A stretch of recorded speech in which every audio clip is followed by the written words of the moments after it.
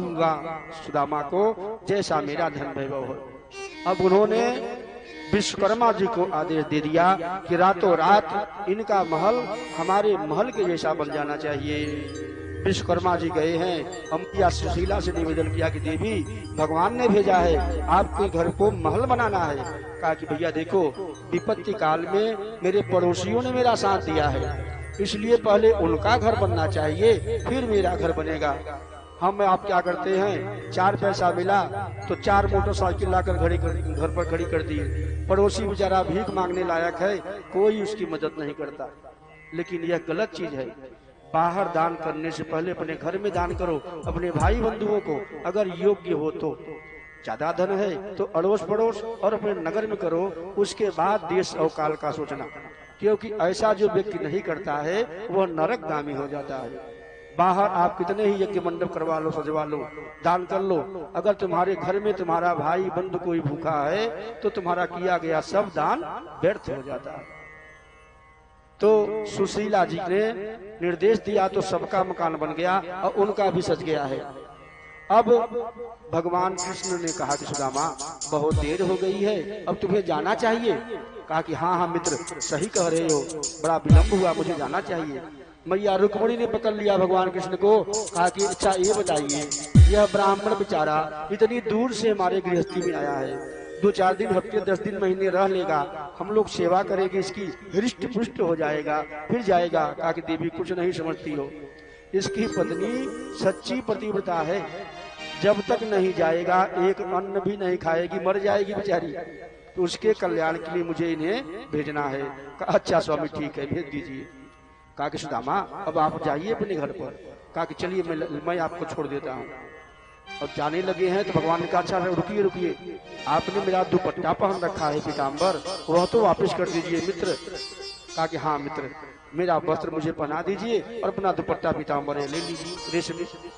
अब रुक्मणी की क्रोध की कोई सीमा नहीं। कहा कि अब बताइए तुम्हारे इस 2 मीटर दुपट्टवा में कौन सा गुण बचा हुआ है रहस्य। कहा कि देवी नहीं जानती हो, यह सुदामा जो हैं अब उन्होंने मेरे स्वरूप की प्राप्ति कर ली है, इनकी पहचान जो है वही फटी सिली धोती है, इसी धोती को देखकर इनकी पत्नी इन्हें पहचान लेगी।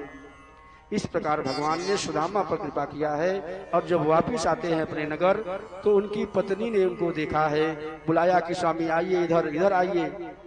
वह तो हतप्रभ है कि मैं घूम घाम के लग रहा है, फिर से द्वारकापुरी में ही पहुंच गया हूँ, लेकिन अपने कृष्ण मंदिर को देखा है तो कहा कि नहीं नहीं, ये तो मेरा ही घर है।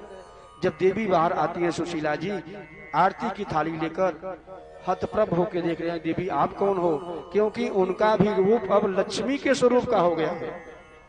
ऐसा दिव्य स्वरूप उन्होंने देखा ही नहीं। कहा कि स्वामी मैं आपकी पत्नी हूँ और मेरा नाम सुशीला है, मुझे नहीं पहचाना। कहा कि अच्छा देवी तुम मेरी पत्नी हो, ये सब कैसे हो गया। कहा ये सब भगवान की कृपा है। कहा कि अच्छा अब तुम खुश तो हो, तुम्हारी गृहस्थी संतुष्ट हो गई। कहा कि हाँ स्वामी बड़ी कृपा हुई आपकी, हमारे बच्चे वैसा जीवन जिएंगे जो एक राजकुमार जीते हैं। सुदामा जी को कभी भी धन की लालच नहीं थी, उन्होंने भगवान से सिर्फ उनकी माया का दर्शन ही मांगा था, तो भगवान ने उन्हें अपनी माया का दर्शन कराया है और सुदामा जी इस धरोधाम से चले जाते हैं। बोलिए वृंदावन बिहारी लाल की जय हो।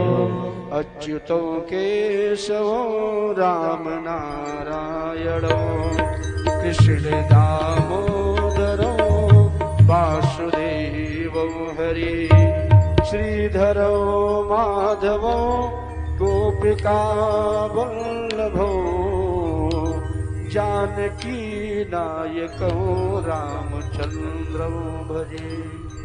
परीक्षित जी को संबोधित करके सुखदेव कहते हैं कि ऐसा दीन दयाल कौन होगा।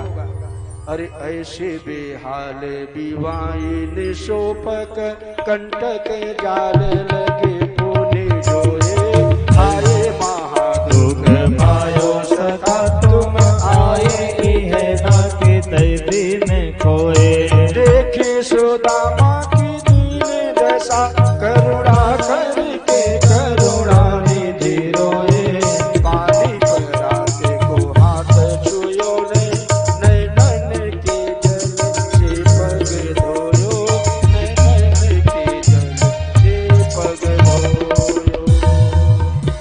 बोलिए द्वारकाधीश श्री कृष्णचंद्र महाराज की जय हो। सभी लोग अपने स्थान पे खड़े हो जाइए और भगवान